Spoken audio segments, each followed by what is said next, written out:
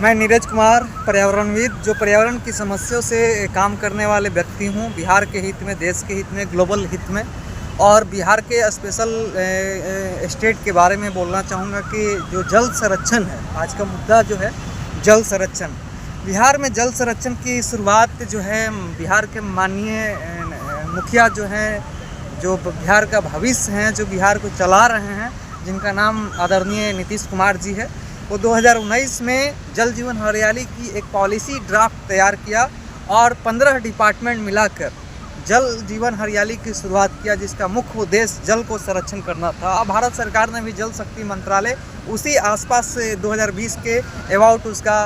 Develop किया गया, पूरा मंत्रालय सिस्टम बनाया गया। इसमें नीरज कुमार 2015 में इन्वायरमेंट एंड वाटर मैनेजमेंट का स्टडी करने के लिए first primary education higher education के रूप में लिया।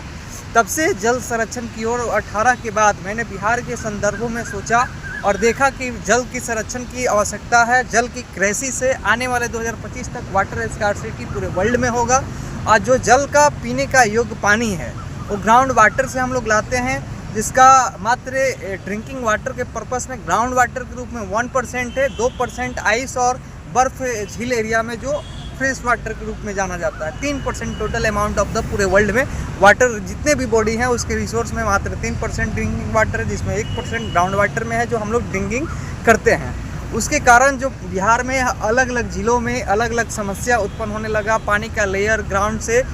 भागने लगा, जिसमें कई चापाकल बोरिंग जो है बंद हो गए। तो लोगों को जो रिसोर्सेज हैं, जो टेक्निकल मोटर से या पंप के सिस्टम से जो निकालते हैं, उनकी समस्या थी। ग्राउंड में पानी की समस्या थी, जिसमें नीतीश कुमार ने को लगा कि बिहार की जनता को, बिहार के 14 करोड़ की पॉपुलेशन है, तो पॉपुलेशन की डेंसिटी जितना होगा उतनी रिक्वायरमेंट होगा वाटर का। वाटर एक ऐसा चीज़ है जो किसी भी फॉर्मेट में, या उसको कहा जाए तो किसी भी प्रोडक्ट को प्रोडक्शन करने में जो हमें ज़रूरत है, उसकी फ्रेश वाटर की क्वालिटी की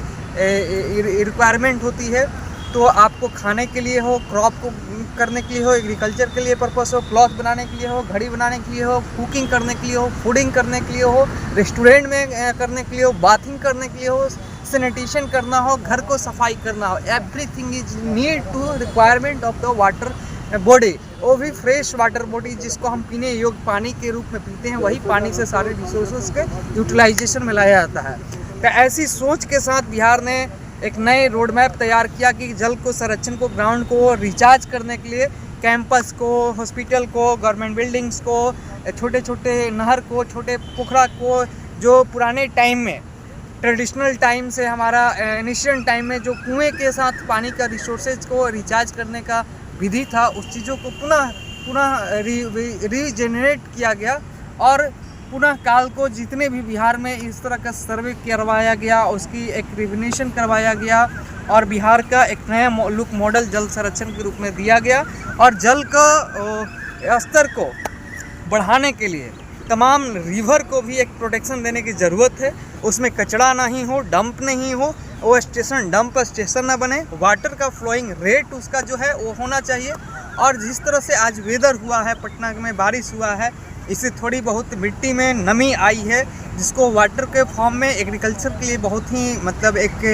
गोल्ड के रूप में देखा जाना चाहिए। ये पानी नहीं, ये गोल्ड है। और पानी की रिसोर्सेज, हम एक दिन में एक व्यक्ति कम से कम 70 लीटर पानी वेस्टेज करते हैं, पानी की यूटिलाइजेशन करते हैं। तो ऐसी सोच के साथ पानी की कंजर्व करने की ज़रूरत है। पानी ड्रॉप ना हो इधर, अनलेस पानी को यूटिलाइज न करें। ये सारी चीज़ों को की फोकस करने के लिए भारत सरकार ने जल शक्ति मंत्रालय बनाया। बिहार सरकार ने पूरे स्तर पे, ग्राउंड स्तर पे 21,000 करोड़ का बजट फर्स्ट राउंड में रखा। उसके बाद सेकंड राउंड में भी 11,000 करोड़ का बजट का प्रावधान किया गया। उसके बाद बिहार सरकार के